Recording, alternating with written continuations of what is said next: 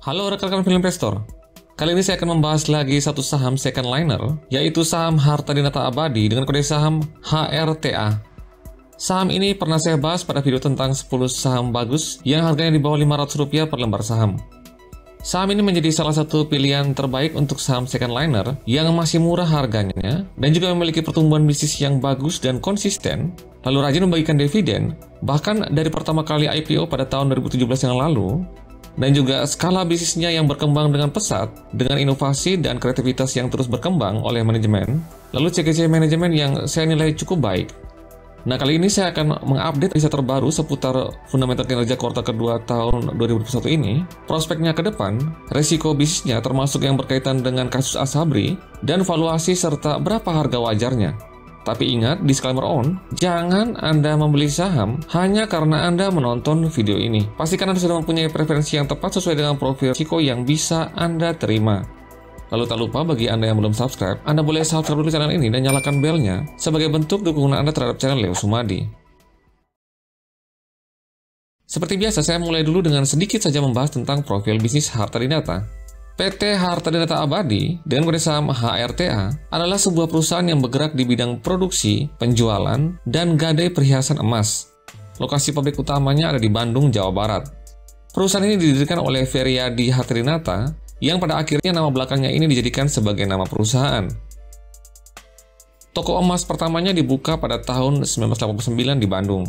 Lalu pada tahun 1995, perusahaan sudah mempunyai pabrik pembuatan perhiasan sendiri dengan kapasitas awal sebesar 625.000 gram per bulan.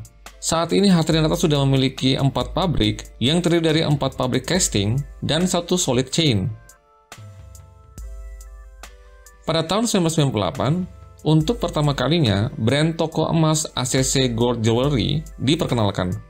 Dan sampai dengan saat ini, toko dengan brand ACC sudah tersebar luas di Indonesia, baik itu milik sendiri maupun dengan sistem franchise. Selain brand ACC, Harta Dinata juga memiliki brand toko lainnya seperti Claudia dan Celine. Nah, setelah membahas profilnya, sekarang kita masuk ke pembahasan kinerjanya. Yang pertama kita bahas dulu kinerja historinya. Kita perhatikan, dari sisi pendapatan, kita perhatikan dalam 4 tahun terakhir, terlihat Harta Dinata mencetak pendapatan yang cukup konsisten setiap tahunnya, naik terus dengan CAGR yang sudah saya hitung sebesar 14%. Kemudian untuk labanya, kita perhatikan, sama juga konsisten bertumbuh setiap tahunnya dalam 4 tahun terakhir, dengan CAGR sebesar 12%. Begitu pula dengan ekuitasnya, yang bertumbuh dengan cukup baik, dengan angka CAGR sebesar 9%. Nah, itulah mengapa di awal tadi saya mengatakan bahwa saham ini termasuk pilihan yang terbaik di second liner karena memperlihatkan pertumbuhan bisnis yang cukup konsisten dan bertumbuh setiap tahunnya. Berikutnya kita akan bahas update terbaru kinerjanya untuk kuartal kedua ini. Kita mulai dari pendapatannya. Kita perhatikan pendapatannya naik cukup baik sebesar 25% dari yang tadinya 1,9 triliun menjadi 2,4 triliun. Nah, jika kita breakdown penjualannya, 90% penjualan Harta Dinata berasal dari grosir, 8% penjualannya berasal dari toko milik sendiri, dan 0,2% dari fee franchise, lalu 1%-nya dari bisnis gadainya. Nah, yang menarik di sini kita perhatikan dalam laporan keuangan ini juga ada breakdown per segmen. Nah, di sini kita bisa hitung gross margin-nya, sehingga kita bisa tahu mana yang lebih menguntungkan di antara segmen lini bisnis dari Harta Dinata. Nah, ini diperhatikan di bagian atas ini adalah pendapatan, dan yang di bawahnya ini adalah laba kotornya. Jadi untuk mendapatkan gross margin-nya, kita bagi antara laba kotor dibagi dengan pendapatannya. Nah, di sini sudah hitung gross margin untuk toko perhiasan milik sendirinya sebesar 11%. Lalu untuk lini bisnis grosir sebesar 9%, lalu atau laba sebesar 29%, dan untuk bisnis gadainya sebesar 36%. Nah, di sini kita bisa lihat bahwa dari keseluruhan lini bisnis dari Harta Dinata, ternyata bisnis yang terbarunya ini yaitu gadai emas memberikan kontribusi margin yang cukup besar bagi Harta Dinata sejauh ini. Tapi memang secara keseluruhan, lini bisnis gadai ini masih memberikan kontribusi yang cukup kecil terhadap total konsolidasi pendapatan dari Harta Dinata secara keseluruhan. Berikutnya kita lihat untuk bottom line-nya, laba bersihnya meningkat cukup baik juga sebesar 21%. Dari yang tadinya 78 miliar menjadi 94 miliar. Lalu kita perhatikan untuk ekuitasnya, sama juga bertumbuh dengan cukup baik sebesar 7%. Dari yang tadinya 1,3 triliun menjadi 1,4 triliun. Berikutnya seperti biasa kita akan bahas tentang kesehatan hutangnya. Hutang Harta Dinata sampai dengan kuartal kedua ini sebesar 1,5 triliun. Jumlah ini memang sedikit lebih besar dari ekuitasnya yang sebesar 1,4 triliun. Lalu kita perhatikan di sisi lainnya, hutang jangka pendeknya sebesar 294 miliar. Jumlah ini lebih kecil dari aset lancarnya yang sebesar 2,8 triliun. Dan dari kedua fakta ini kita bisa lihat bahwa memang untuk hutang yang lebih besar dari ekuitasnya menandakan bahwa ada sedikit risiko pada hutangnya. Tapi hal ini dapat diantisipasi di sisi lainnya dengan kita bisa perhatikan hutang jangka pendeknya yang terlihat cukup jauh dari aset lancarnya. Yang ini memberikan kita indikasi bahwa kesehatan hutang dari Harta Dinata cukup baik untuk jangka pendek. Risiko gagal bayarnya cukup baik karena mendapat cover yang lumayan tebal dari aset lancarnya. Harta Dinata mempunyai soliditas yang cukup baik. Nah, berikutnya saya akan bahas tentang prospek Harta Dinata. Saya melihat, seperti tadi sudah saya bilang, bahwa Harta Dinata ini salah satu saham second liner yang cukup prospektif ke depannya. Saya menyimpulkan itu dari beberapa analisa berikut ini. Yang pertama, perusahaan konsisten membukukan kinerja yang bagus selama 4 tahun terakhir ini. Pertumbuhan ini didapat karena perusahaan rajin membuka toko offline baru, baik itu untuk toko sendiri maupun toko dengan sistem franchise. Produk emas ini memang memiliki karakteristik yang agak berbeda dari yang lainnya, misalnya makanan ataupun pakaian. Kadang ada kepuasan tersendiri bagi ibu-ibu khususnya untuk semacam bertamasya atau piknik di toko emas, sekedar mencuci mata atau melihat-lihat dulu sampai dengan puas baru akan menentukan pilihannya. Sehingga walaupun perseroan juga membuka toko online untuk mengikuti perkembangan zaman, tapi untuk produk emas, toko offline ini tetap perlu ada. Yang kedua, seperti yang tadi sudah saya jelaskan, bahwa perseroan selain terus membangun jaringan toko offline-nya, di sisi lain, perusahaan juga membangun toko online-nya yang bisa kita download di App Store dengan nama Mas Duit. Aplikasi ini dikembangkan oleh anak usahanya, PT Aurum Digital Internusa. Selain pada app ini, Harta Dinata juga menjual emasnya di berbagai toko online seperti di Shopee, Bukalapak, dan Tokopedia. Nah, yang ketiga, satu hal positif yang saya lihat dari Harta Dinata adalah kemampuannya untuk mendapatkan peluang dengan berkreasi untuk menciptakan konsep emas yang baru. Baru-baru ini Harta Dinata bekerjasama dengan PT Antam untuk memproduksi emas dengan ukuran yang kecil, mulai dari 0,1 gram, yang dikemas dengan tema yang unik sesuai dengan keperluan konsumen. Misalnya kita perhatikan, untuk tema anniversary, lalu ada juga baby girl doll yang bisa kita jadikan hadiah untuk saudara atau rekan kita yang baru lahiran anak. Lalu juga ada tema pernikahan dengan nuansa islami, lalu yang lain juga ada hadiah untuk ulang tahun, dan masih banyak lagi tema seru dan kreatif lainnya. Nah, saya perhatikan konsep ini lumayan cukup bagus dan sejauh ini memang mendapat tanggapan yang positif dari masyarakat dengan permintaan yang tinggi. Yang keempat, perusahaan saat ini sedang giat menambah jumlah cabang dari usaha gadainya dengan brand Gadai Harta Dinata Abadi di bawah anak usaha PT Gemilang Harta Dinata Abadi. Saat ini, unit bisnis Gadai Emas ini sudah mempunyai 66 cabang di 4 provinsi di Indonesia. Nah, seperti tadi sudah saya bahas sebelumnya, lini usaha Gadai ini pada kuartal kedua ini mencatatkan pemasukan perdananya dan dicatat dalam laporan keuangannya sebagai pendapatan. Nah, dari hasil perhitungan pendapatan dari laba kotor tadi per segmen, ternyata margin dari lini usaha Gadai ini tercatat yang paling tinggi dari semua lini usaha Harta Dinata sejauh ini, yaitu sebesar 36%. Lalu di sisi lain, analisa saya untuk usaha gadainya ini cukup baik untuk keseluruhan bisnis dari Harta Dinata. Lini bisnis gadainya ini secara tidak langsung melengkapi bisnis perhiasan dari Harta Dinata ini mulai dari hulu sampai dengan hilir, sehingga dapat memberikan layanan yang lengkap serta kepuasan yang maksimal bagi konsumen. Seperti yang kita ketahui, banyak orang yang ingin investasi emas dengan maksud supaya nanti kalau butuh dana cepat, emas ini bisa dengan mudah untuk digadaikan untuk mendapatkan uang tunai. Nah, biasanya yang terjadi selama ini di masyarakat, nilai emas antara yang kita beli di toko emas sering berbeda agak jauh perhitungannya dari penggadaian. Hal ini karena memang mungkin ada unsur resiko dalam perhitungan nilai taksasinya, sehingga bisa saja nilainya akan berkurang jauh dari nilai yang sebenarnya. Nah, dengan adanya gadai yang disediakan oleh Harta Dinata ini, tentunya dapat memudahkan konsumen untuk mendapatkan nilai yang pantas untuk produk-produk yang memang dikeluarkan oleh Harta Dinata sendiri. Hal ini mungkin karena menurut perhitungan mereka, produk yang mereka hasilkan ini, unsur resikonya tadi lebih kecil, sehingga dapat memberikan nilai taksasi yang maksimal bagi konsumen. Dan sejauh ini saya optimis, Bisnis gadai dari Harta Dinata ini kedepannya akan menjadi saingan utama dari Pegadaian dan akan berkembang pesat karena memang bisnis gadai ini menjadi kebutuhan yang menjadi ciri khas masyarakat ibu-ibu di Indonesia. Yang kelima, sisi positif dari emiten ini adalah rajin membagikan dividen setiap tahunnya. Salah satu tanda perusahaan yang bagus adalah rajin membagikan dividen.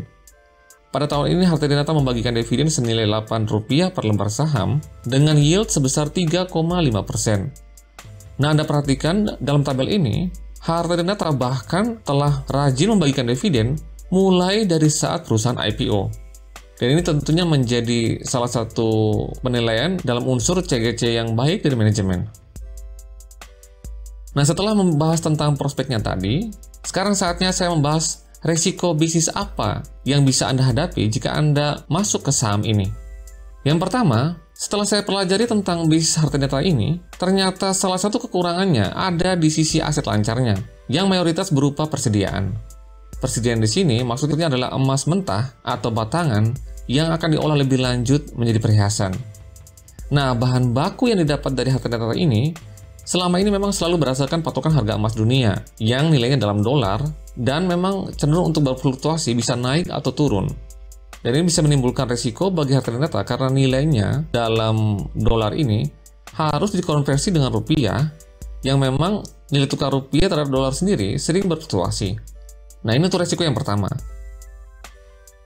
Resiko yang kedua, masih berkaitan dengan persediaan bahan baku emas ini, karena bahan baku dari Harta Dinata ini nilainya mencapai 98% dari total beban pokok penjualan, di sisi lain perputarannya juga tidak secepat produk konsumer lainnya, seperti makanan dan juga mungkin pakaian, maka menimbulkan CFO yang memang selalu negatif selama ini.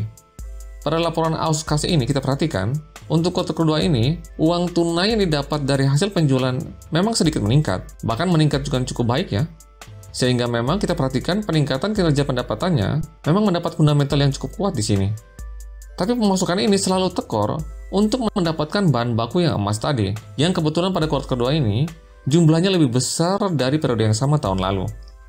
Nah, tapi memang kita perhatikan minusnya CFO ini, terutama di kuartal kedua ini, masih lebih kecil ketimbang periode yang sama tahun yang lalu. Nah, untuk resiko yang ketiga, saham ini dikaitkan dengan mega skandal Asabri. Harta Dinata masuk dalam 20 portofolio saham yang dimiliki oleh Asabri. Nah, memang kalau saya perhatikan, dari ke-20 saham ini, memang 90% diantaranya kinerja fundamentalnya sangat amat buruk. Yang cukup bagus kinerjanya, saya perhatikan cuma dua saja, yaitu NIKL dan Harta Dinata. Ya, artinya memang kita lihat pergerakan harga saham dari 20 saham ini, rata-rata memang akan berakhir di gocap alias 50, karena memang kinerjanya buruk. Tapi memang hal ini sejauh ini tidak terjadi pada NIKL dan Harta Dinata. Kinerja dari kedua saham ini memang kebetulan masih cukup baik, apalagi untuk Harta Dinata, justru selama 4 tahun terakhir ini mencatatkan kinerja yang cukup baik dan konsisten.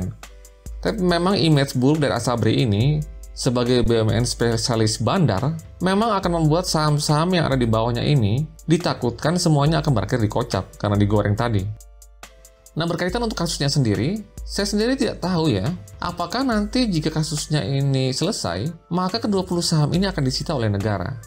Saya pikir kok hal ini mungkin tidak mungkin ya, karena ini kan kasus gorengan saham ini tidak ada hubungan sama sekali dengan operasional bisnis masing-masing perusahaan. Tidak ada tindakan hukum apapun yang dilakukan oleh misalnya Harta Dinata dalam menjual atau bisnis emasnya yang berkaitan dengan kasus ini. Jual beli saham gorengan di pasar di Bursa Efek Indonesia tidak ada hubungannya secara langsung dan tidak ada kaitannya dengan bisnis emas Harta Dinata atau bisnis inti dari Harta Dinata. Lagian dari sisi CGC selama ini, manajemen Harta Dinata terlihat sangat baik. Yang bisa kita lihat dari selama ini kita perhatikan tidak ada kasus hukum yang pernah dialami oleh Harta Dinata dalam bisnis emasnya. Lalu di sisi lain juga kita perhatikan selalu rajin melaporkan laporan keuangannya secara tepat waktu, lalu rajin juga membagikan dividen, dan kita perhatikan skala bisnisnya terus berkembang dengan berbagai inovasi yang terbaru dan kreatif. Nah, semua itu merupakan tanda-tanda yang bisa sedikit memberikan kita gambaran tentang CGC dari perusahaan ini. Tapi memang secara keseluruhan, hal ini tetap menjadi risiko yang harus kita pikirkan sebelum kita masuk ke saham ini. Makanya itu kenapa saya bahas ini. Oke, selanjutnya yang terakhir kita akan bahas tentang valuasi dan harga wajarnya. Saat ini Harta Dinata sudah murah atau masih mahal? Oke, kita perhatikan seperti biasa. Ini adalah grafik yang menunjukkan rata-rata PBV dari Harta Dinata selama 3 tahun terakhir. Kita perhatikan grafik berwarna orange yang disebut sebagai mean PBV. Artinya, dalam 3 tahun terakhir, saham Harta Dinata biasanya diperdagangkan dengan PBV sebesar 0,94 kali. Saat video ini dibuat, PBV Harta Dinata sebesar 0,74 kali, yang terlihat dari grafik biru yang naik turun ini. Jika kita yakin suatu saat saham Harta Dinata ini akan kembali ke rata-rata PBV-nya selama 3 tahun terakhir, kita bisa hitung, kita mulai dari mencari book value per share. Rumusnya ekuitas dibagi jumlah saham yang beredar. Ekuitas di sini adalah ekuitas yang dapat diatribusikan ke entitas pemilik induk. Di sini hasilnya sebesar Rp314 per lembar saham.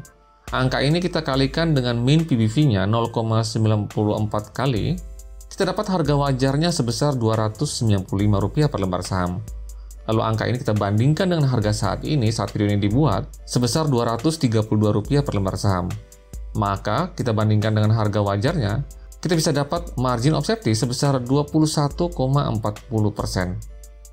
Nah, untuk perhitungan di bawah ini, di sini saya menggunakan standar plus PBV-nya. Nah, Anda perhatikan di grafik ini, secara histori, PBV Harta Dinata sempat menyentuh level plus 1 PBV ini di grafik berwarna ungu, yang angkanya sebesar 1,11 kali.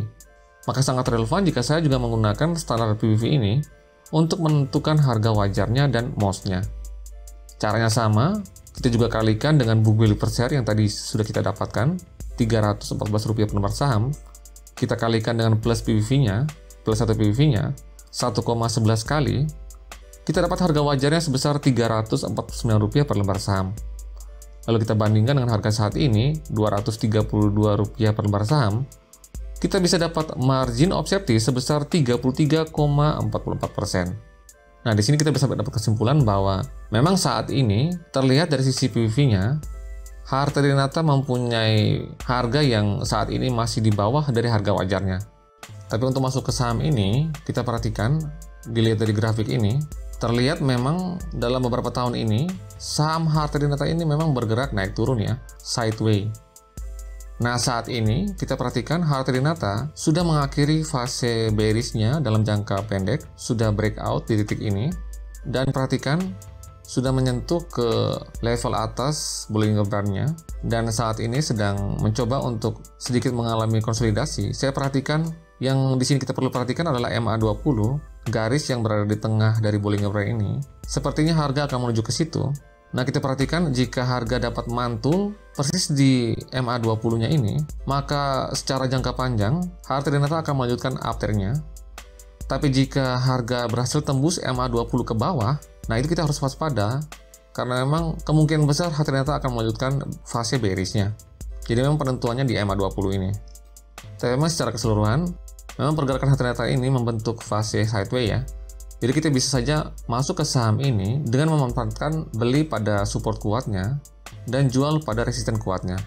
Nah, di sini support kuatnya ada di level sekitar 200 sampai dengan 205, dan level resisten kuatnya untuk target harganya di sini ada di level 260 sampai dengan 270.